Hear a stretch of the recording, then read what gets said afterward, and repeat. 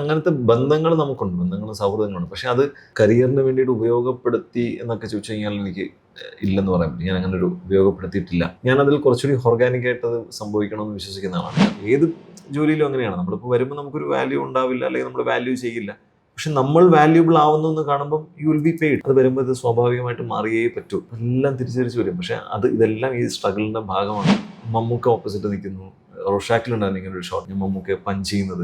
ആ സിനിമയിൽ ഏറ്റവും കൂടുതൽ ടേക്ക് ചെയ്ത ആ ഷോട്ടാണ്. എന്റെ സ്ലൈറ്റസ്റ്റ് ഓഫ് മിസ്റ്റേക്ക് എന്ന് പറയുന്നത് മലയാളത്തിന്റെ ഏറ്റവും വലിയ ലെജൻഡിന് നേരെയായിരുന്നു. ഞാൻ അങ്ങനെ ചാൻസ് ചോദിച്ചിട്ടുള്ള പലരും എനിക്ക് ഇതുവരെ ചാൻസ് തന്നിട്ടില്ല. പക്ഷെ ഞാൻ ചാൻസ് ചോദിക്കാത്ത ആൾക്കാർ ചിലപ്പോൾ എനിക്ക് ചാൻസ് തന്നിട്ടുണ്ട്. എന്റെ സ്ട്രഗിൾ എന്നെ ഹെൽപ്പ് ചെയ്തിട്ടുണ്ട്. എന്റെ struggle was worth it. I still struggle.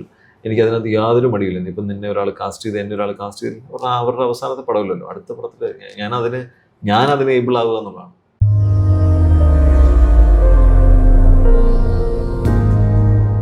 ഇപ്പം ഇങ്ങനെ ബാക്ക് ടു ബാക്ക് സിനിമകൾ, ഇപ്പൊ റിലീസായ സിനിമകൾ, അതുപോലെ തന്നെ വെബ് സീരീസ് ഇങ്ങനെ കേൾക്കുമ്പോൾ ഒരുപാട് ശരിക്കും പറഞ്ഞാൽ സന്തോഷമുണ്ട്. അന്ന് എൻ്റെയൊക്കെ ഒരു പ്രായം മുതൽ ഞാൻ കണ്ടുവരുന്നതാണ്, സിനിമകൾ കാണുന്നതാണ്.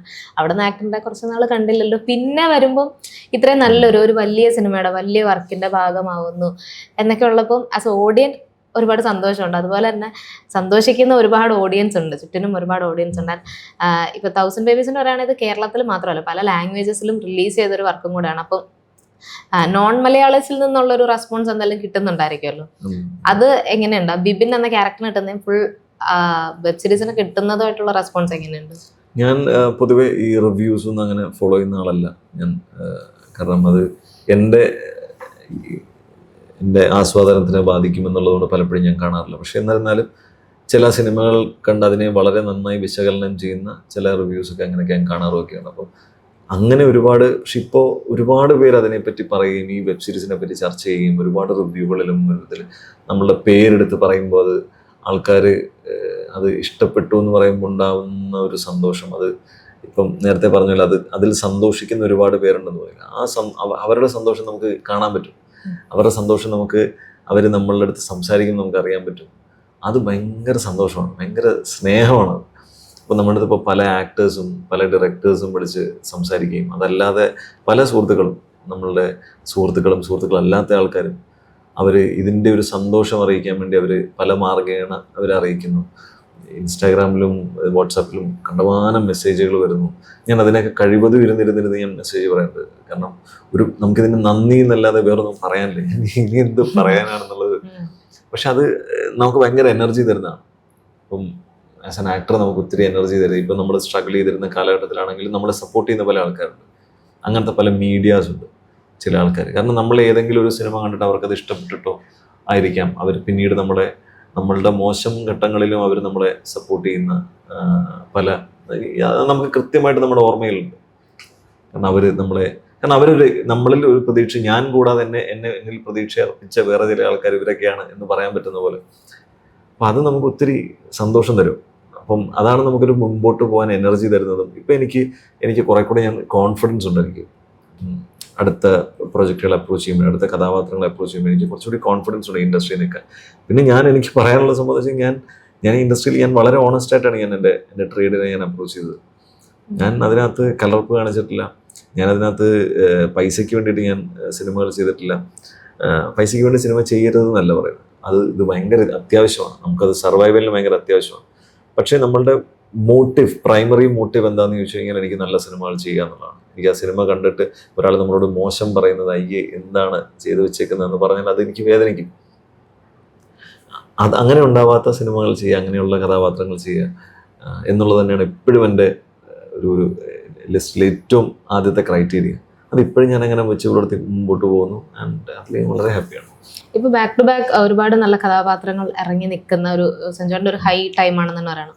അപ്പം നേരത്തെ പറഞ്ഞപ്പം സ്ക്രിപ്റ്റ് അങ്ങനെ മനഃപൂർവ്വം ചൂസ് ചെയ്യുന്നതല്ല, വന്ന് ചേരുന്നതിൽ നിന്ന് പിക്ക് ചെയ്യുന്നതാണ് എന്നൊക്കെ പറഞ്ഞു. ഇനിയും ആ സ്ക്രിപ്റ്റ് സെലക്ഷനിൽ ഇനിയൊരു മാറ്റം വരുമോ? ആദ്യം മറ്റേ ഇതെന്റെ ഹൈ ടൈം എന്നൊന്നും ഞാൻ ഇപ്പോഴും വിശ്വസിക്കുന്നില്ല. കാണുന്ന ഓഡിയൻസിന് പക്ഷെ അങ്ങനെ വിശ്വസിക്കാനാണ്. ഇതുവരെയുള്ളതിൽ എന്റെ ഏറ്റവും നല്ല സമയത്താണ്. പക്ഷെ ഞാൻ ഇതിലും നല്ല സമയത്തേക്ക് പോകും. ഇതിലും നല്ല സിനിമകൾ ഞാൻ ചെയ്യും. ഇതിലും നല്ല സമയം എനിക്കുണ്ടാവും. അതിനുവേണ്ടിയുള്ള സ്ട്രഗിളും ഇനി കൂടുതലായിരിക്കും. സ്ട്രഗിള് ഇതിന്റെ മാൻഡേറ്ററി ആണ്. ഇനി അങ്ങോട്ട് ശുഭം എന്ന് പറയുന്നൊരു സംഭവമില്ല. Struggle is mandatory. അപ്പോൾ അത് സക്സസ് എന്ന് പറയുന്നത് ഞാൻ നേരത്തെ പറഞ്ഞത് അതൊരു വലിയ ബേർഡനാണ്.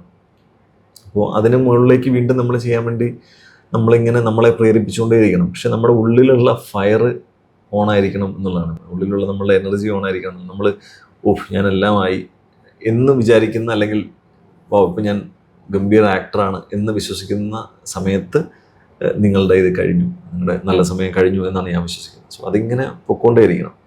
അപ്പോൾ ഇനിയുള്ള എൻ്റെ സ്ക്രിപ്റ്റ് സെലക്ഷൻ അങ്ങനെ പ്രത്യേകിച്ചൊരു ഇതൊന്നുമില്ല. ഇപ്പോഴും ഇതുവരെ ഞാൻ എങ്ങനെയാണോ മുമ്പോട്ട് വന്നിരുന്നത് അതുപോലെ തന്നെ ഞാൻ മുമ്പോട്ട് പോകുള്ളൂ. കാരണം ഞാൻ എപ്പോഴും വിശ്വസിക്കുന്നത് ഇപ്പോൾ ഒരു സ്ക്രിപ്റ്റിൽ മാത്രമല്ല, ചിലപ്പോൾ ഒരു പ്രൊഡ്യൂസറെ ഞാൻ വിശ്വസിക്കേണ്ടി വരും, എൻ്റെ ഡയറക്ടറെ ഞാൻ വിശ്വസിക്കേണ്ടി വരും, എൻ്റെ സ്ക്രിപ്റ്റ് റൈറ്ററെ ഞാൻ വിശ്വസിക്കേണ്ടി വരും. ഇങ്ങനത്തെ കുറച്ച് ഘടകങ്ങളുണ്ട് അതിനകത്ത്. അപ്പം ഇതിൽ എല്ലാ ഘടകവും ചിലപ്പോൾ ഒരുമിച്ച് ഗംഭീരമായി വന്നോണമെന്നില്ല. ഇപ്പോൾ ഉദാഹരണത്തിന് റോഷാക്ക് ചെയ്യുന്ന സമയത്ത് ഞാൻ വിശ്വസിച്ചത് റോഷാക്കിൻ്റെ സബ്ജക്റ്റിലല്ല, ഞാൻ വിശ്വസിച്ചത് നിസാം ബഷീർ എന്ന ഡയറക്ടറിനെയാണ്. ഞാൻ ARM ചെയ്യുന്ന സമയത്ത് അതിലെൻ്റെ വിശ്വാസം എന്ന് പറയുന്നത് അത്രയും വലിയൊരു പ്രൊജക്റ്റാണ്, അത്രയും വലിയൊരു പ്രൊജക്റ്റ് ടോവി അത്രയും വലിയൊരു ഇതായിട്ട് ചെയ്യുന്ന ഒരു സംഭവമാണ്, അത്രയും വലിയ സ്കെയിലിൽ അതെടുക്കുന്നു. അതിനപ്പുറത്തേക്ക് ഞാൻ അതിനെപ്പറ്റി ചിന്തിക്കേണ്ട കാര്യമില്ല. പിന്നെ എൻ്റെ അടുത്ത് പറഞ്ഞ കഥാപാത്രം നല്ലതായിരുന്നു, അത് മാത്രമേ ഞാൻ ആലോചിച്ചുള്ളൂ. പുരുഷപ്രയം എന്ന് പറഞ്ഞാൽ കൃഷാന്ത് അത് ചെയ്യുന്നൊരു സിനിമയാണ്. പ്രശാന്ത് ഏട്ടനാണത് പ്രൊഡ്യൂസ് ചെയ്യുന്നത്. അതിനകത്ത് എന്ത് കഥാപാത്രം വന്നാലും ഞാൻ പോയി ചെയ്തിരുന്നു, എന്ത് പറഞ്ഞാലും ഞാൻ പോയി ചെയ്തിരുന്നു. കാരണം എനിക്ക് ആ സിനിമയിലേക്ക് എനിക്ക് കോൺട്രിബ്യൂട്ട് ചെയ്യും. ഞാനാണ് പറഞ്ഞത്, ഞാൻ എന്ത് സഹായം എൻ്റെ ഭാഗത്തുനിന്ന് വേണമെങ്കിലും പറയണം എന്ന് ഞാൻ പറഞ്ഞതാണ്. ഇപ്പോൾ പാച്ചു അത്ഭുതങ്ങളൊക്കെ ഇപ്പോൾ ഈ പറയുന്ന പോലെ എനിക്ക് അഖിൽ സത്യനെ എനിക്ക് വിശ്വാസമാണ്. അഖിൽ സത്യൻ ആ കഥാപാത്രം പറഞ്ഞപ്പോൾ 2 സീനുകളെന്ന് പറയും എനിക്ക്, കാരണം അയാൾ വെറുതെ ഒരു സിനിമ ചെയ്യാൻ വരില്ല, വെറുതെ ഒരു കഥാപാത്രം എഴുതില്ല എന്നുള്ള വിശ്വാസത്തിലാണ് ഞാനത് ചെയ്യുന്നത്. സോ നജീമിക്ക എന്നോടത് പറയുമ്പോൾ എനിക്ക് നജീമിക്കയിലാണ് ഞാൻ ആ പ്രൊജക്റ്റിൽ വിശ്വസിച്ചത്, അതല്ലാതെ എൻ്റെ സ്ക്രിപ്റ്റിൽ നിന്നും അല്ല ഞാൻ വിശ്വസിച്ചത്. ഞാൻ നജീമിക്കയിൽ എനിക്ക് വിശ്വാസമായിരുന്നു. നജീമിക്ക ഒരു കഥാപാത്രം എഴുതുമ്പോൾ, അല്ലെങ്കിൽ ഈ വെബ് സീരീസിൽ നിങ്ങൾ നോക്കിയോ എത്ര നല്ല കഥാപാത്രങ്ങളുണ്ട്. എൻ്റെ അടുത്ത് ആദ്യം പറഞ്ഞ കഥാപാത്രം പോലും ഞാൻ അത് ചെയ്യാൻ വില്ലിങ് ആയിരുന്നു. കാരണം എനിക്ക് അദ്ദേഹം അതിനോടുള്ള അദ്ദേഹത്തിൻ്റെ കമ്മിറ്റ്മെൻറ്റ് എനിക്കത് പുള്ളി പറയുമ്പോഴേ എനിക്കറിയാം. അതിനകത്ത് മനു ചെയ്ത ക്യാരക്ടർ ഗംഭീര ക്യാരക്ടറാണ്, ദേവൻ കുപ്ലേരി എന്ത് നല്ല ക്യാരക്ടറാണ്. അതേപോലെ തന്നെ ആദിൽ ചെയ്ത ക്യാരക്ടർ എന്ന് നല്ല ക്യാരക്ടറാണ്, ഷാലു ചെയ്ത ക്യാരക്ടർ എന്ന് നല്ല ക്യാരക്ടറാണ്, സിറാജ് ചെയ്ത ക്യാരക്ടർ എന്ന് നല്ല ക്യാരക്ടറാണ്. അതുപോലെ ഒത്തിരി നല്ല കഥാപാത്രങ്ങളില്ല അതിൽ ഇപ്പോൾ വിവിയ നല്ല ക്യാരക്ടറാണ് ഉപയോഗിക്കുന്നത്. അപ്പോൾ എല്ലാ ക്യാരക്ടറിന് വേണ്ടിയിട്ടും ആ ഒരു ഡെപ്തും ഒരു ഇതുണ്ട്. നസ്ലൻ ചെയ്ത നസ്ലൻ ഗംഭീരമായിട്ടാണ് ക്യാരക്ടർ ചെയ്തത്. നസ്ലൻ നല്ല ക്യാരക്ടർ. അപ്പോൾ അങ്ങനത്തെ ഒത്തിരി നല്ല കഥാപാത്രങ്ങളുണ്ട്. അപ്പം ഞാൻ വിശ്വസിച്ചത് നജീമിക്കയാണ്. ആ നജീമിക്കയും അറോസിനെ വിശ്വസിച്ചാണ് ഞാൻ ഈ പ്രൊജക്റ്റ് ചെയ്യുന്നത്.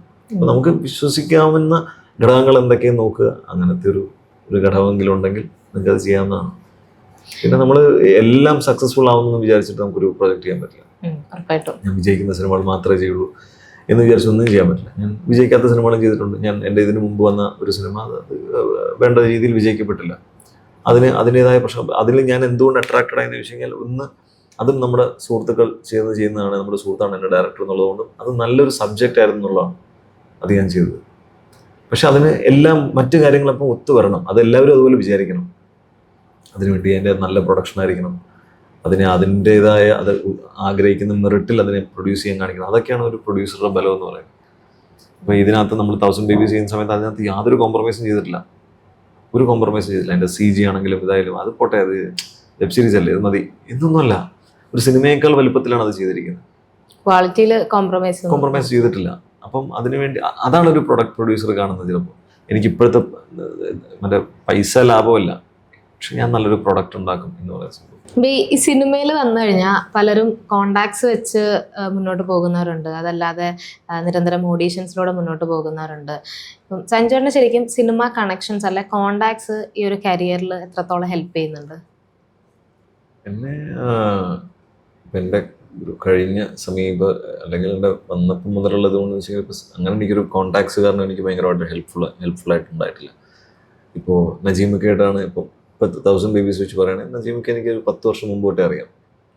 പക്ഷെ ഞങ്ങൾ തമ്മിലൊരു പ്രൊജക്റ്റ് ചെയ്യാൻ വേണ്ടി 10 വർഷം എടുത്തു. എനിക്ക് നിസാമിനെ എനിക്ക് കെട്ടുകളാണ്ട മാലാക എന്ന് പറഞ്ഞ സിനിമ ഇറങ്ങിയതിന് ശേഷമാണ് എനിക്ക് പരിചയം.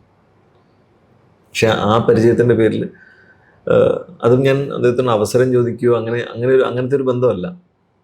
പക്ഷെ അദ്ദേഹം എന്നെ കാസ്റ്റ് ചെയ്യുകയും എനിക്ക് വേണ്ടി എനിക്ക് വേണ്ടി അയാൾ ഫൈറ്റ് ചെയ്യുകയും ചെയ്തിട്ടുണ്ട്. അപ്പോൾ അത് ബന്ധത്തിൻ്റെ പുറത്താണോ, അതിൽ ഒരു ബന്ധമുണ്ട്, എന്നാൽ അതിനകത്തൊരു ട്രസ്റ്റ് ഉണ്ട്, ഒരു സൗഹൃദമുണ്ട്, ഇതിൻ്റെയൊക്കെ ഭാഗമായിട്ട്. ഇപ്പോൾ കൃഷാന്തിനെ എനിക്കിപ്പം ഒരു 10 വർഷം മുമ്പോട്ട് എനിക്കറിയാം, 9 വർഷമായിട്ട് എനിക്കറിയാം. 2015 നമ്മൾ പരിചയപ്പെടുന്നതാണ്.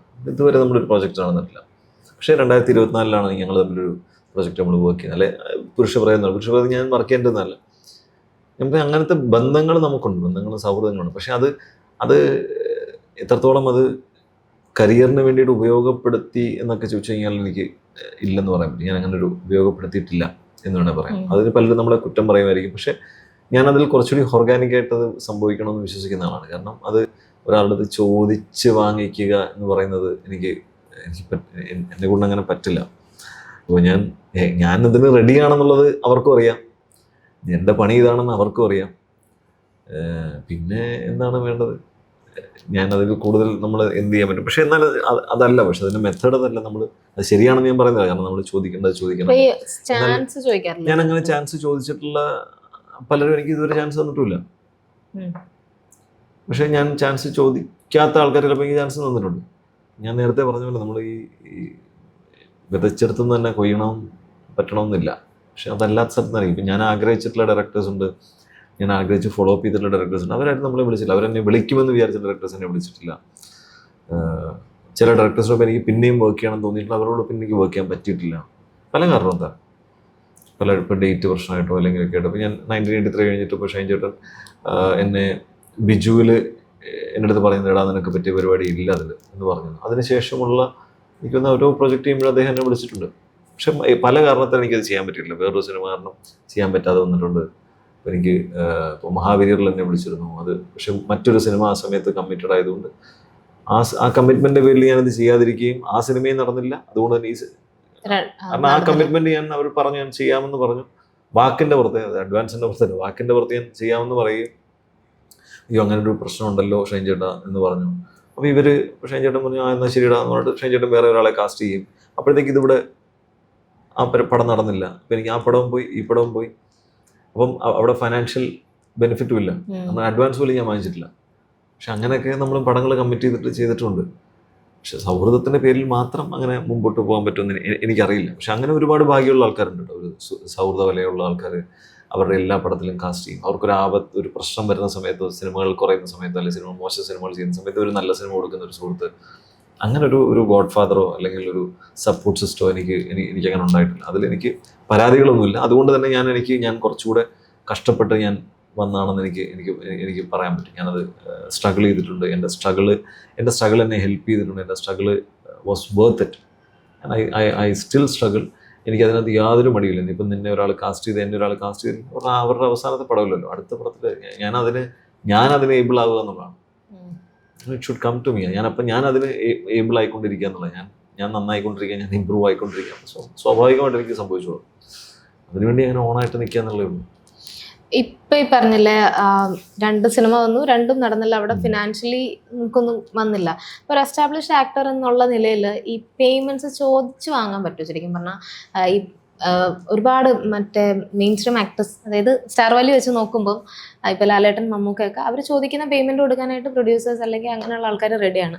അപ്പോൾ സഞ്ജോണിനെ സംബന്ധിച്ച് ലൈക്ക് ആ പേയ്മെന്റിന്റെ കാര്യത്തിലോട്ട് വരുമ്പോൾ എങ്ങനെയാണ് തിരിച്ച് കിട്ടുന്ന ഒരു ട്രീറ്റ്മെന്റ്? പേയ്മെന്റ് ഒരു ഡിഫിക്കൽട്ട് സംഭവമാണ്. നമുക്ക് അത് ഡിമാൻഡ് ചെയ്യാനും അത് വാങ്ങിച്ചെടുക്കാനും അതൊരു പക്ഷേ ചിലപ്പോൾ മലയാളത്തിൽ ഇപ്പോഴും അതിനൊരു ഒരു പ്രൊഫഷണൽ ഒരു സിസ്റ്റം ഇതുവരെ ഉണ്ടായിട്ടുണ്ടാവണമെന്നില്ല. സോ ഇതെപ്പോഴും ഇപ്പോഴും അതായത് നമ്മൾ പണ്ട് ഇപ്പം നമ്മൾ ചിലപ്പോൾ ബോംബെയിലൊക്കെ പോകുമ്പോൾ നമ്മൾ വഴിയോരത്ത് നിന്നും നമ്മൾ സാധനങ്ങൾ വാങ്ങിക്കുമ്പോൾ അവൻ 10 പറയുമ്പോൾ ഞാൻ 5 പറയും, അല്ലെ 2 പറയും. അവിടെ നിന്ന് വില പേശിയാണ് വാങ്ങിക്കുന്നത്. പക്ഷേ നമ്മളൊരു മോളിൽ പോയി കഴിഞ്ഞാൽ നമ്മൾ വില പേശില്ല, ലുലു മോളിൽ പോയി നമ്മൾ വില പേശില്ല, അവരെഴുതി വെച്ചേക്കുന്ന പ്രൈസിന് വാങ്ങിച്ചിട്ട് വരും.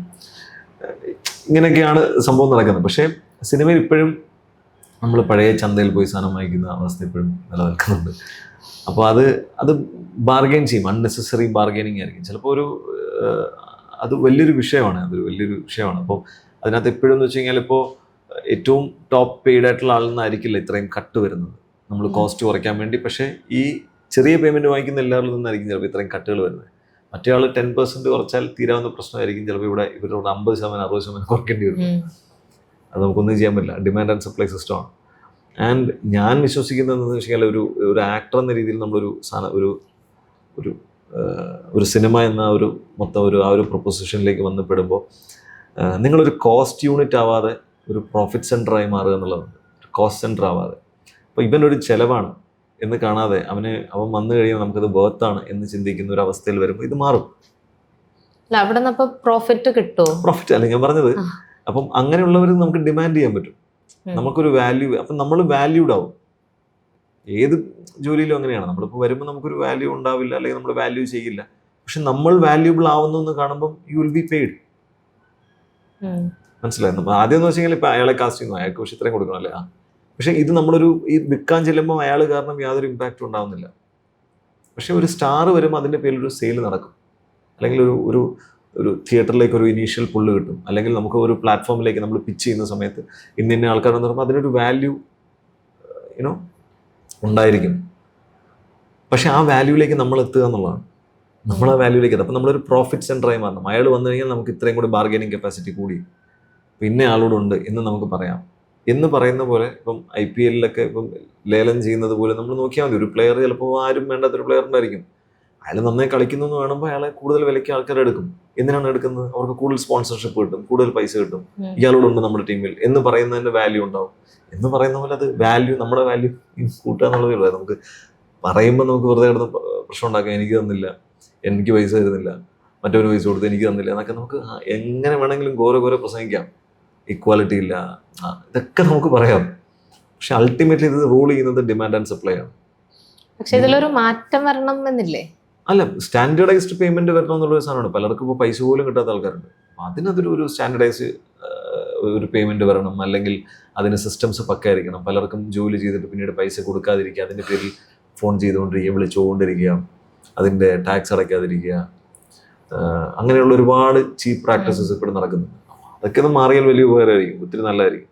കാരണം ഒരാൾ ജോലി ചെയ്തിട്ട് വീണ്ടും അവരെ വിളിച്ചിട്ട് എൻ്റെ പൈസ തരുന്നില്ലേ എന്ന് ചോദിക്കേണ്ടി വരുന്നത് ഭയങ്കര നാണക്കേടാണ്. അത് ഈ ചോദിക്കുന്ന ആൾക്ക് നാണക്കേടാണ്, കേൾക്കുന്ന ആൾക്ക് നാണക്കേടാണ്. അത് ഭയങ്കര ബുദ്ധിമുട്ടാണ്, ഭയങ്കര അൺപ്രൊഫഷണൽ ആണെന്ന് തോന്നുന്നത്. അപ്പം അതിൽ മാറ്റം വരണം. അത് നമ്മളിപ്പോൾ പലപ്പോഴും പറയുമ്പോൾ ഇപ്പോൾ പണ്ടൊക്കെ ഞാൻ വന്ന സമയത്തൊക്കെ തന്നെ അവനൊക്കെ ഭയങ്കര പൈസയാണ് തോന്നുന്നുണ്ട്. അത് കേൾക്കാൻ ഭയങ്കര സുഖമുണ്ട്. അത്രയും പൈസ ഉണ്ടെന്നൊക്കെ ആൾക്കാർ വിചാരിക്കുന്നുണ്ടെന്ന്, പക്ഷെ അതൊന്നും കിട്ടുന്നില്ല. പക്ഷെ അത് ആൾക്കാർ പറയുന്നതാണ്.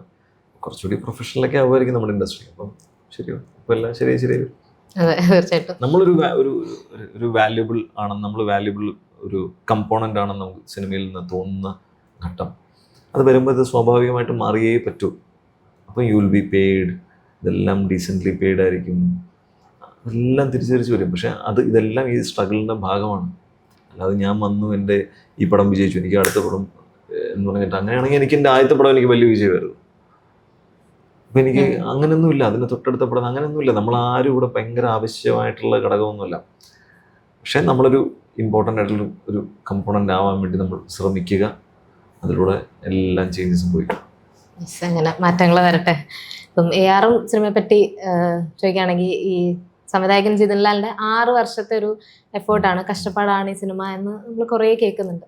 അപ്പം ഈ എഫേർട്ടൊക്കെ ഈ സഞ്ജുവേട്ടൻ ഈ സിനിമ കമ്മിറ്റ് ചെയ്യുന്നതിന് മുൻപ് തന്നെ അറിയാമായിരുന്നു ജിതിൻ ലാലിൻ്റെ ഈ ഒരു എഫേർട്ട് 6 വർഷത്തെ ജേർണി? ജിതിൻ ലാൽ ഈ പ്രൊജക്റ്റുമായിട്ട് മുമ്പോട്ട് പോകുന്ന കാര്യം എനിക്ക് 2019 ആ സമയത്തൊക്കെ എനിക്കറിയാം. അപ്പം ആ സമയത്താണ് ഞാൻ ജിതിൻ ലാലിനെ പരിചയപ്പെടുന്നത്.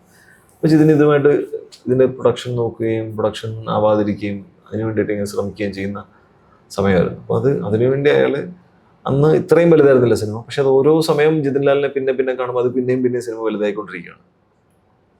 അപ്പോൾ അത് വലിയൊരു സിനിമയെ മാറി. ഇത്രയും വലിയ സിനിമയായിട്ട് പ്ലാൻ ചെയ്തതാണെന്ന് തോന്നില്ല ഇനീഷ്യലി. പക്ഷെ അത് വലിയൊരു സിനിമയെ മാറുകയും അതിനുവേണ്ടി അവരത് പണിയെടുക്കുകയും ചെയ്തു. അതിനുവേണ്ടി അത്രയും മാർക്കറ്റ് ചെയ്തു, അതിനുവേണ്ടി എഫേർട്ടുകൾ എടുത്തു. അത് ഭയങ്കര വലിയ കാര്യമായിരുന്നു. അത് എന്തുകൊണ്ടെന്ന് വെച്ചാൽ അതുകൊണ്ട് എനിക്ക് തോന്നുന്നു ഒരു കഴിഞ്ഞ കുറച്ച് നാളുകളിൽ ഉള്ള ഒരു മലയാള സിനിമയുടെ സക്സസ്സിൽ പറയാവുന്ന ഒരു വലിയൊരു എക്സാമ്പിൾ ARMൻ്റെ സക്സസ് ആയിരിക്കും. ARM എന്ന് പറയുന്ന സിനിമയുടെ സക്സസ്. കാരണം ആ സിനിമ എനിക്ക് തോന്നുന്നു 150-നടുത്ത്, മേ ബി അത്ര അടുത്തുണ്ട്, എനിക്ക് എക്സാക്ട് കണക്ക് എനിക്കറിയത്തില്ല, എന്നാലും അത്രയോളം കണക്കിന് അതിൻ്റെ ഒരു ബിസിനസ് വോള്യൂം അതിന് സംഭവിച്ചിട്ടുണ്ട്. അത് സംഭവിക്കാനുള്ള പ്രധാന കാരണം അതിൻ്റെ സിനിമയുടെ ക്വാളിറ്റി കൊണ്ട് മാത്രമാണെന്ന് ഞാൻ വിശ്വസിക്കുന്നില്ല.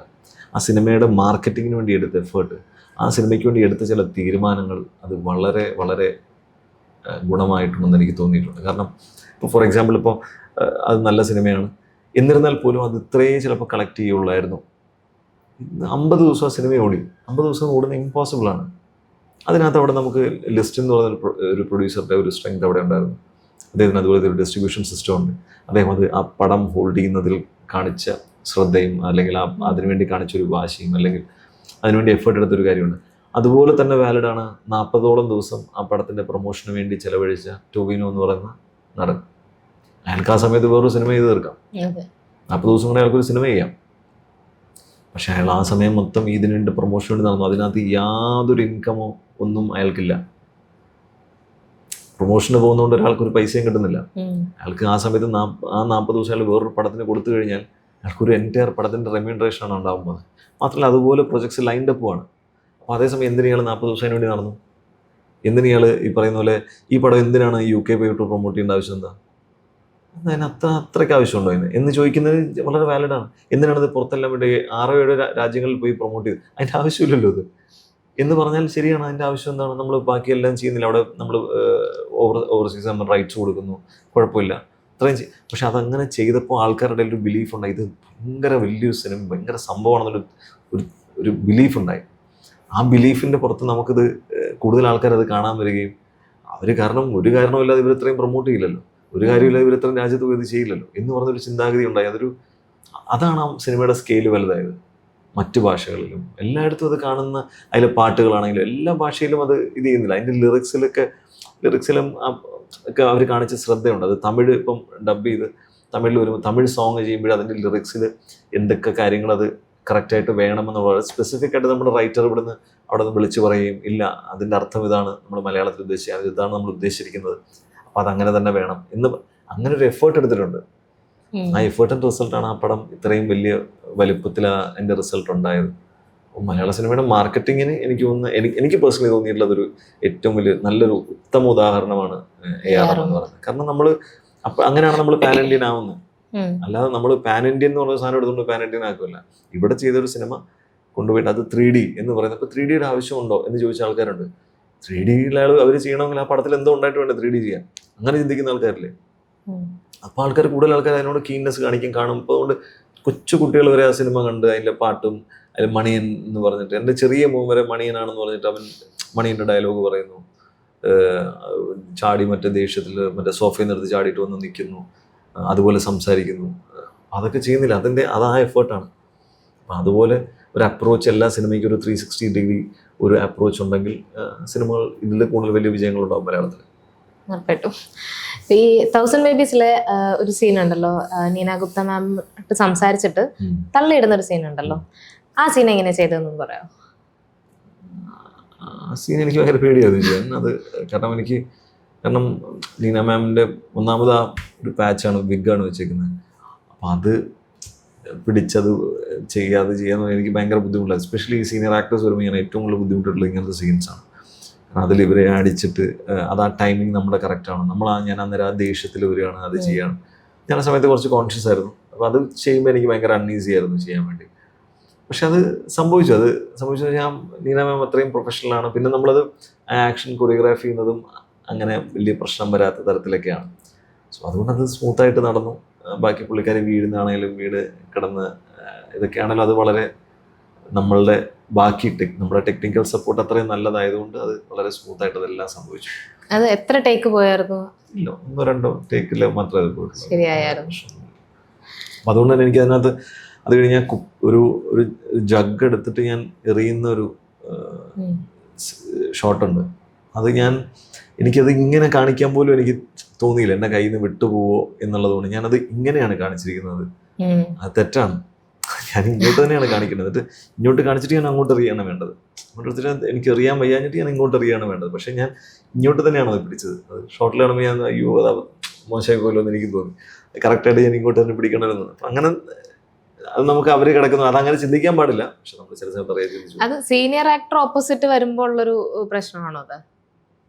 ഒരു സീനിയർ ആക്ടേഴ്സ് ഇപ്പം നമ്മുടെ ഫ്രണ്ട്സ് ഒക്കെ ആണെങ്കിൽ നമുക്ക് കുറച്ചുകൂടി Easy ഫ്രീഡം ആയിരിക്കും. ഉണ്ടാവും. ഇപ്പം അതല്ലെങ്കിൽ എന്താ പ്രശ്നം വെച്ചാൽ ഇപ്പം മമ്മൂക്ക ഓപ്പോസിറ്റ് നിൽക്കുന്നു, റോഷാക്കിലുണ്ടായിരുന്നു ഇങ്ങനെ ഒരു ഷോട്ട്, ഞാൻ മമ്മൂക്കയെ പഞ്ച് ചെയ്യുന്നത്. എനിക്ക് ആ സിനിമയിൽ ഏറ്റവും കൂടുതൽ ടേക്ക് ചെയ്ത ആ ഷോട്ടാണ്. കാരണം എനിക്ക് കൈ വിറയ്ക്കുന്നു, എനിക്ക് പറ്റുന്നില്ല. കാരണം എൻ്റെ സ്ലൈറ്റസ്റ്റ് ഓഫ് മിസ്റ്റേക്ക് എന്ന് പറയുന്നത് മലയാളത്തിൻ്റെ ഏറ്റവും വലിയ ലെജൻഡിന് നേരെയായിരുന്നു. ആ മനുഷ്യൻ്റെ മുഖത്തേക്ക് എൻ്റെ ഒരു അറിയാതെ പോലും ഒന്ന് തൊടാൻ പോലും എനിക്ക് അദ്ദേഹത്തിന് ഇപ്പോൾ അതിനും തൊട്ട് മുമ്പത്തെ ഷോട്ടിൽ ഫൈറ്റ് ചെയ്യുന്ന സമയത്ത് അദ്ദേഹം എന്നെ ചവിട്ടുന്ന ഷോട്ടിൽ എൻ്റെ മേത്ത് തൊടുന്നില്ല.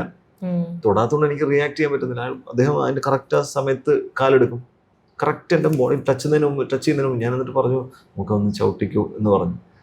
ആ ഓക്കെ എന്ന് പറഞ്ഞിട്ട്. പക്ഷെ പുള്ളി ഇതില്ല. അവസാനം ഞാൻ ആ ഒരു മൂവ്മെൻറ്റിൻ്റെ ഒരു ഫീലിലാണ് ഞാൻ അതിന് റിയാക്ട് ചെയ്യുന്നത്. അവരത്രയും ഇതായിട്ട് അവർ കെയർ ചെയ്യുന്നുണ്ട്, നമ്മളതിൻ്റെ അപ്പുറത്തെ കെയർ ചെയ്യുന്നുണ്ട്. അപ്പം എനിക്ക് പക്ഷേ ഭാഗ്യം എന്ന് വെച്ച് കഴിഞ്ഞാൽ അതിനകത്ത് മമ്മൂക്കെ പഞ്ച് ചെയ്യുന്ന ഷോട്ടിൽ അന്നേരം ഷൈൻ ലൊക്കേഷൻ ആയിരുന്നു, ഷൈൻ ടോം ചാക്കോ. അപ്പോൾ മമ്മൂക്ക അപ്പോൾ പറഞ്ഞ ആ ഷോട്ടിൽ മമ്മൂക്കയുടെ ഫേസ് വരില്ല, എന്നാൽ ഞാൻ നിൽക്കാന്ന് പറഞ്ഞിട്ട് ഡ്യൂപ്പായിട്ട് നിൽക്കാന്ന് പറഞ്ഞിട്ട് ഷൈനാണ് അത് ഡ്യൂപ്പായിട്ട് ആക്ച്വലി നിന്നത്. ഷൈനെയാണ് ഞാൻ പഞ്ച് ചെയ്യുന്നത്. എനിക്ക് കുഴപ്പമില്ലായിരുന്നു. അപ്പം അങ്ങനെയുള്ള സാഹചര്യങ്ങൾ വരും. പിന്നെ അജയൻ്റെ 2ാം മോഷൻ ചെയ്യുന്ന സമയത്ത് എൻ്റെ ഫസ്റ്റ് ഡേ ഷോട്ട് എന്ന് പറയുന്നത് ടോബിയെ ജയിലിൽ പോലീസ് സ്റ്റേഷനിൽ കൊണ്ടിട്ട് ഇടിക്കുന്ന സീനാണ്. അപ്പോൾ അതിൽ ഞാൻ അടിക്കുന്നൊരു ഷോട്ടുണ്ട്. അപ്പോൾ ഞാൻ അടിക്കുന്ന എൻ്റെ കയ്യിലൊരു മുറിവ് വന്നിട്ട് സ്റ്റിച്ചിട്ട് ഞാൻ ഫുള്ള് ഇവിടെ കെട്ടി വെച്ചിരിക്കുകയായിരുന്നു. അപ്പോൾ ഇത് വെച്ചിട്ടാണ് ഷൂട്ട് ചെയ്യുന്നത്. അപ്പോൾ എനിക്ക് ഇതുകൊണ്ട് അടിക്കാൻ പറ്റില്ല, അപ്പോൾ ഇതുകൊണ്ട് അടിക്കണം. അപ്പോൾ ഞാൻ ആദ്യത്തെ ഷോട്ട് ഇതിലിങ്ങനെ അടിച്ചു. അപ്പോൾ അത് ഓക്കെ ആയിരുന്നു. അപ്പോൾ എൻ്റെ അടുത്ത് ടേക്ക് ഓക്കെ ആയിരുന്നു. പക്ഷേ എൻ്റെ അടുത്ത് ക്യാമറമാൻ പറഞ്ഞു ക്യാമറ ഈ ആംഗിൾ മറ്റേ കൈതിന് ഉപയോഗിക്കാവോ എന്ന്, അങ്ങനെ എന്തോ ഒരു ചെറിയ കൺഫ്യൂഷൻ വന്നു. അപ്പോൾ ഞാൻ പറഞ്ഞു അപ്പോൾ നമ്മൾ ഈ അടിക്കുമ്പോൾ എന്തെന്ന് വെച്ച് കഴിഞ്ഞാൽ ഇവിടെ വരുമ്പോഴത്തേക്കും മറ്റേ ആക്ടർ കുറച്ചുകൂടി ഇങ്ങനെ ആക്കും, അപ്പം കൊള്ളാണ്ട് ഇങ്ങനെ പോകും, കണക്ട് ചെയ്താൽ വേദനിക്കില്ല. ഞാൻ പക്ഷെ ചെയ്തപ്പോൾ ആ റേഞ്ചിൽ ചെയ്ത സമയത്ത് വീണ്ടും പഴയ കൈ തന്നെ ആയിപ്പോയി. ടോബി അപ്പുറത്തെ സൈഡിലോട്ട് തിരിക്കാൻ നോക്കുകയും ഞാൻ ഇപ്പുറത്തുനിന്ന് അടിക്കുകയും അടി നല്ലോണം ടോബിക്ക് കിട്ടി. ടോബിയെ അപ്പം ഞാനത് അയ്യോ എടാ എന്ന് പറഞ്ഞിങ്ങനെ പോയി. പക്ഷെ ആ ഷോട്ട് കഴിഞ്ഞപ്പോൾ അവനത് ഓക്കെയാണ്. കാരണം നമ്മൾ അങ്ങനെ ഒരു ബോണ്ട് ഉള്ളതുകൊണ്ട്, അങ്ങനെ റാപ്പ് ഉള്ളതുകൊണ്ടും പിന്നെ ടോബി എല്ലാ സിനിമയിലും ഇങ്ങനെ അടി കിട്ടുന്ന ശീലം തോന്നിട്ട്. അപ്പം അതുകൊണ്ടും ഞാൻ എന്നിട്ട് പറഞ്ഞു നീ ഇങ്ങനെ ചെയ്യുന്ന പടങ്ങളെല്ലാം ഹിറ്റാട്ടോ എന്ന് പറയും. പക്ഷെ അതൊക്കെ ചിലപ്പോൾ സംഭവിക്കും. അത് സംഭവിക്കാതിരിക്കാൻ നമ്മൾ ശ്രമിക്കും. അങ്ങനെ ഒരു ശ്രമം ഇപ്പം നമ്മൾ മറ്റു ഓപ്പോസിറ്റ് ആക്ടർ നിൽക്കുമ്പോൾ നമ്മൾ എപ്പോഴും കോൺഷ്യസ് ആയിരിക്കണമെന്ന് ഞാൻ വിശ്വസിക്കുന്നു. ഇതിന്റെ അതുപോലെ മൾട്ടിപ്പിൾ ലൊക്കേഷൻസ് വരുന്നുണ്ടായിരുന്നല്ലോ. ഇപ്പം ആ വീടിന്റെ തന്നെ ഇന്റീരിയർ ഒരെണ്ണം, എക്സ്റ്റീരിയർ വേറെ ഒരെണ്ണം, പിന്നെ കേരളത്തിന് പുറത്തൊക്കെ ആയിട്ടും ബാംഗ്ലൂരും ഒക്കെ ആയിട്ട് കുറേ മൾട്ടിപ്പിൾ ലൊക്കേഷൻസ് ഉണ്ടായിരുന്നു. അപ്പോൾ ഈ ലൊക്കേഷൻ ഷിഫ്റ്റ് വരുമ്പം അത് നമ്മുടെ മൊത്തത്തിൽ ഹെൽത്തിനെയും ഒക്കെ എഫക്ട് ചെയ്യില്ലേ? അപ്പം അതെങ്ങനെയായിരുന്നു സഞ്ജുവേട്ടന്? ഇല്ല, അങ്ങനെ അത് ഇതിൻ്റെ ഭാഗമാണ്. നമുക്ക് എല്ലാവരുടെ ഷൂട്ട് ചെയ്യാൻ പറ്റില്ലല്ലോ. നമ്മൾ ഇപ്പോൾ പക്ഷെ നമ്മൾ ഓരോ സ്കെഡ്യൂളായിട്ടായിരുന്നു നമ്മൾ പോയിരുന്നത്. ഇപ്പം ആദ്യം നമ്മൾ ഇവിടെ എറണാകുളത്ത് തുടങ്ങി, പിന്നെ അവിടെ എനിക്ക് പിന്നെ ആദ്യത്തെ 2-3 ദിവസത്തെ ഷൂട്ട് കഴിഞ്ഞപ്പോൾ പിന്നെ എനിക്കൊരു മാസത്തോളം ഗ്യാപ്പ് ഉണ്ടായിരുന്നു വീണ്ടും താടി വരാൻ വേണ്ടി. കാരണം ആദ്യം നമ്മൾ കുറച്ച് നൈസാമലിയുടെ കുറച്ച് പോർഷൻസ് എടുത്തു, അതിനു മുമ്പ് നമ്മൾ ഹർഷൻ്റെ കുറച്ച് പോർഷൻസ് എടുത്തു. അത് കഴിഞ്ഞ് നൈസാമലി കഴിഞ്ഞപ്പോൾ പിന്നെ താടി വരാൻ വേണ്ടി പിന്നെ ഒരു മാസത്തോളം നമുക്ക് കുറച്ച് സമയം. പിന്നെ ബാംഗ്ലൂരായിരുന്നു ഷൂട്ട്. ബാംഗ്ലൂർ നമുക്ക് കണ്ടിന്യൂസ് കുറേ ദിവസം നൈറ്റ് ഉണ്ടായിരുന്നു. നൈറ്റ് ഭയങ്കര ബുദ്ധിമുട്ടായിരുന്നു നമുക്ക്. നൈറ്റും ഡേയും കൂടെ ഒരുമിച്ചൊക്കെ പോയി നമ്മൾ. അപ്പോൾ അങ്ങനെയൊക്കെ വന്നപ്പോൾ കുറേ ബുദ്ധിമുട്ടുകളുണ്ടായിരുന്നു. പക്ഷേ ഇതെല്ലാം സിനിമയുടെ ഭാഗമാണ്. അതൊരു ബുദ്ധിമുട്ടായിട്ട് നമുക്ക് പറയാൻ പറ്റില്ല, അത് അതിൻ്റെ ഭാഗമാണ്. ഇപ്പം നൈറ്റ് ഷൂട്ട് നൈറ്റ് അല്ലാതെ പിന്നെ എപ്പോൾ ചെയ്യാനാണ്? അപ്പോൾ നമുക്കൊന്നും ചെയ്യാൻ പറ്റില്ല. അപ്പോൾ പിന്നീട് മറ്റുള്ള സ്ഥലങ്ങളിലേക്ക് നമ്മൾ വന്ന് ഇപ്പോൾ പാലക്കാട് വന്നപ്പോൾ ഇതൊന്നും നമ്മൾ അങ്ങനെ ഫിസിക്കലി ഭയങ്കരമായിട്ട് ഇത് ചെയ്യുന്നു അങ്ങനെയൊന്നുമില്ല. അങ്ങനത്തെ ബുദ്ധിമുട്ടുകളൊന്നുമില്ല. പിന്നെ നമ്മൾ ഇഷ്ടമുള്ള കാര്യമാണല്ലോ ചെയ്യുന്നത്. അതിന് അവിടെ സംഭവിക്കുന്ന ബുദ്ധിമുട്ടുകൾ അതിൻ്റെ ഭാഗമാണ്. നമ്മൾ ഇപ്പം സിനിമയിൽ നമ്മൾ 15 മുതൽ 16 മണിക്കൂർ ഒരു ദിവസം വർക്ക് ചെയ്യുന്നവരാണ്. ഇതൊന്നും ആരും പുറത്തുനിന്ന് കാണുന്നവരാരും അതൊന്നും കണക്കിൽപ്പെടുത്തുന്ന കാര്യമൊന്നുമല്ല. നമ്മൾ 15 to 16 hours നമ്മൾ വർക്ക് ചെയ്യുന്നുണ്ട്. രാവിലെ 6 മണിക്ക് തുടങ്ങുന്നത് ചിലപ്പോൾ നമ്മൾ രാത്രി 9 മണി 9:30 10 മണി വരെ നമ്മൾ തിരിച്ച് ചിലപ്പോൾ റൂമിലെത്തുമ്പോൾ 10-10:30 ആവും. അത് ഇപ്പം പിന്നെ അത് കഴിഞ്ഞ് വന്ന് ഫ്രഷ് അപ്പിനെ പറ്റി നമ്മൾ രാവിലെ വീണ്ടും അതേപോലെ തന്നെ ഇതേ റുട്ടീനാണ് നമ്മൾ ചിലപ്പോൾ കണ്ടിന്യൂസ്ലി എത്രയോ ദിവസം ഫോളോ ചെയ്യുന്നത്. ചില ദിവസം നമുക്ക് ചിലപ്പോൾ ഒരു ദിവസം ഷൂട്ട് കാണില്ല, അല്ലെങ്കിൽ ഷൂട്ട് രാവിലെ ഉണ്ടാവില്ല. അപ്പോൾ നമുക്ക് കുറച്ച് സമയം കിട്ടും എന്നുള്ളതല്ലാതെ നമുക്കൊരു ഹോളിഡേ ഒരു സിസ്റ്റോ അല്ലെങ്കിൽ ഒരു ബ്രേക്ക് സിസ്റ്റോ ഒന്നുമില്ല. അത് പക്ഷെ അതിൻ്റെ ഭാഗമാണ്. ഇത് ഇഷ്ടപ്പെടുന്നവർ തന്നെയാണ് സിനിമയിൽ വർക്ക് ചെയ്യുന്നവർ. പക്ഷെ നമ്മൾ ചില സിനിമ ചെയ്യുമ്പോൾ നമ്മൾ കൂടുതൽ സ്ട്രഗിൾ ചെയ്യുന്ന ഞാനിപ്പം അതിനുശേഷം ഇപ്പം 4.5 സംഘം ചെയ്തപ്പോൾ ഒരു പക്ഷേ അതിലും കൂടുതൽ നമുക്ക് സ്ട്രഗിൾ ആയിരുന്നു. കാരണം നമുക്കത് ഇത്ര ബഡ്ജറ്റ്, ആ ഒരു ബഡ്ജറ്റിന് നമ്മൾ വലിയ ബഡ്ജറ്റായിരുന്നു. പക്ഷേ സീരീസിനെ സംബന്ധിച്ചിടത്തോളം മലയാളത്തിൽ ഒരു സീരീസ് സംബന്ധിച്ചിടത്തോളം ഏറ്റവും കൂടുതൽ ബഡ്ജറ്റുള്ള സീരീസ് ആയിരിക്കും അത്. പക്ഷേ നമുക്ക് ഇത്ര ദിവസം കൊണ്ട് 100 ദിവസം കൊണ്ട് നമ്മൾ ഷൂട്ട് ചെയ്ത് തീർക്കണം, 100 ദിവസത്തിനുള്ളിൽ തീർക്കണം. പക്ഷെ നമുക്കൊരു 125 ദിവസം ചെയ്യാനുള്ള കണ്ടന്റ് ഉണ്ട് അതിൽ. നമ്മൾ ഷെഡ്യൂൾ ചെയ്ത് നോക്കുന്ന സമയത്ത് 125 ദിവസം വരുന്നുണ്ട് അത്. 125 ദിവസം നമ്മുടെ കയ്യിലില്ല, 125 ദിവസം ചെയ്യാനുള്ള ബഡ്ജറ്റ് നമ്മുടെ ഇല്ല. അപ്പം നമുക്ക് 100 ദിവസം ചെയ്യണം. അപ്പം വരുമ്പോൾ എല്ലാം ഭയങ്കര ടൈറ്റാവും. ഇത്രയും ടൈറ്റായിട്ട് നമ്മൾ ഷൂട്ട് ചെയ്യുന്നു. അപ്പോൾ എൻ്റയർ ക്രൂ അതുപോലെ വർക്ക് ചെയ്യേണ്ടി വന്നു. അതെനിക്ക് ഭയങ്കര, നമുക്ക് ഫിസിക്കലി ഭയങ്കര എഫേർട്ടായിരുന്നു. ഫിസിക്കലി ഇത്രയും എഫേർട്ട് വരും, മെൻ്റലി നമ്മൾ ഡിസ്റ്റർബ്ഡ് ആവും. അതുപോലെ അത്രയും നമ്മൾ, കാരണം പല ഇഞ്ചുറീസും വെച്ച് നമ്മൾ വർക്ക് ചെയ്യേണ്ടി വന്നിട്ടുണ്ട്. അതിനകത്ത് ഒരുപാട് വർക്കൗട്ട് ചെയ്യേണ്ട ആവശ്യങ്ങൾ വന്നിട്ടുണ്ട്, വെയിറ്റ് ലോസ് ചെയ്യേണ്ട ആവശ്യം വന്നിട്ടുണ്ട്. അതൊക്കെ നമ്മളെ പിന്നീട് ബാധിച്ചു. പക്ഷേ അത് അതിൻ്റെ ഭാഗമാണ്. അതിൻ്റെ പെർഫെക്ഷന് വേണ്ടി നമ്മൾ ആ സമയത്ത് അതൊന്നും നോക്കുകയൊന്നുമില്ല. അതിൻ്റെ ഫൈറ്റ് സീക്വൻസസിനാണെങ്കിലും നമ്മൾ കുറേ കൂടെ ഫിസിക്കലി ഡിമാൻഡിങ് ആയിരുന്നു.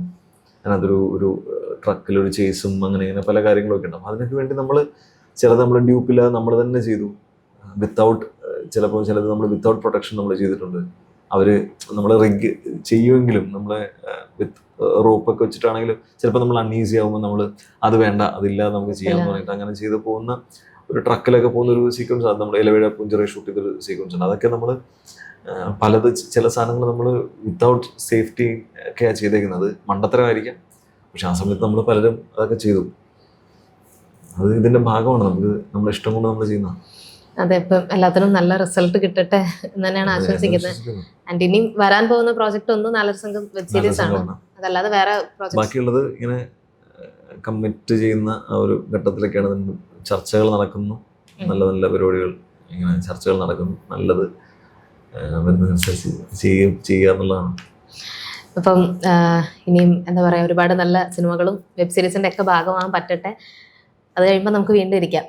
അത് ഒരുപാട് സന്തോഷം. വീണ്ടും ഒന്നും കൂടെ ഒരുമിച്ചിരുന്ന് ഒരുപാട് നേരം സംസാരിക്കാൻ പറ്റി. ഒരുപാട് സന്തോഷം. 1000 Babies-ലെ ബിബിൻ എന്ന് പറഞ്ഞ കഥാപാത്രത്തിനോടും അത് സ്ക്രീനിൽ കാണാൻ പറ്റിയതിൽ ഒരുപാട് സന്തോഷം. ഞാൻ തുടക്കത്തിൽ പറഞ്ഞ പോലെ, ഞാൻ അന്ന് സംസാരിച്ച് പോയപ്പോൾ എൻ്റെ അടുത്ത് 1000 Babies എന്നൊരു വെബ് സീരീസ് വരുന്നുണ്ട്, ഒരു വേറൊരു ക്യാരക്ടറാണ് എന്ന് മാത്രം എൻ്റെ അടുത്ത് പറഞ്ഞിട്ടാണ് ഇവിടെ നിന്ന് പോയത്. അത് കഴിഞ്ഞ് കണ്ടപ്പോൾ ശരിക്കും പറഞ്ഞാൽ പേഴ്സണലി നല്ല ഒരുപാട് സന്തോഷം തോന്നി. എൻ്റെ ഒരുപാട് ഇഷ്ടപ്പെട്ടു. എനിക്ക് ഇപ്പം സിനിമാ പ്രാന്തൻ എന്ന് പറയുന്നത് മീഡിയം, എനിക്ക് തോന്നുന്ന 1983 മുതൽ എനിക്ക് സിനിമാ പ്രാന്തനുമായിട്ടൊരു അടുപ്പമുണ്ട്. അത് വേണമെന്നല്ല, അവർ ആ സമയം മുതൽ നമ്മളെ, ഇപ്പം നേരത്തെ പറഞ്ഞ പോലെ നമ്മളുടെ മോശം ഘട്ടങ്ങളിൽ നമ്മളെ സപ്പോർട്ട് ചെയ്യുന്ന ചില ആളുകളുണ്ട്. അപ്പോൾ അത് പേഴ്സണലി ഇപ്പോൾ സാജിദ് ആണെങ്കിലും അല്ലെങ്കിൽ സിനിമാ പ്രാന്തനാണെങ്കിലും അത് എപ്പോഴും ഞാൻ ഭയങ്കര കോൺസ്റ്റൻ്റ് ആയിട്ട് ഞാൻ കണ്ടിട്ടുണ്ട്. ഞാൻ ഇപ്പം നിങ്ങളുടെ ഈ സിനിമാ പ്രാന്തനാണെങ്കിലും പല പല ആക്ടേഴ്സിനെയും ഇങ്ങനെ വളരെ മറ്റുള്ളവർ ശ്രദ്ധിക്കാത്ത സമയത്ത് ശ്രദ്ധിക്കുന്ന ഒരു മീഡിയമായിട്ട് ഞാൻ കണ്ടിട്ടുണ്ട്. അത് ചിലപ്പോൾ ഒരു എല്ലാവരും ചെയ്യണമെന്നില്ല. എല്ലാവരും എപ്പോഴും സെലിബ്രേറ്റഡ് ആയിട്ടുള്ള സ്ഥലങ്ങളിൽ കൂടി മാത്രമേ സഞ്ചരിക്കുകയുള്ളൂ. അത് സെലിബ്രേറ്റഡ് ആവാത്ത ചില നല്ല കാര്യങ്ങളിലൂടെ പോകുന്ന, അത് നോട്ട് ചെയ്യുകയും അതിലേക്ക് പോവുകയും ചെയ്യുന്ന ഒരു മീഡിയമാണ്. അപ്പം ഞാൻ നേരത്തെ പറഞ്ഞ സുഹൃത്തുക്കളിൽ അല്ലെങ്കിൽ നമ്മളെ സപ്പോർട്ട് ചെയ്യുന്ന മീഡിയത്തിൽ സിനിമാ പ്രാന്തന് ഒരു വലിയ പങ്ക് വഹിച്ചിട്ടുണ്ട്. അതുപോലെ കുറേ ആൾക്കാരെ സപ്പോർട്ട് ചെയ്യുന്നതിൽ അങ്ങനെ ചെയ്തിട്ടുണ്ട്. അങ്ങനെയുള്ള സപ്പോർട്ട് എപ്പോഴും ആക്ടേഴ്സിന് ഭയങ്കര സന്തോഷവും അല്ലെങ്കിൽ ഭയങ്കര എനർജിയുമാണ്.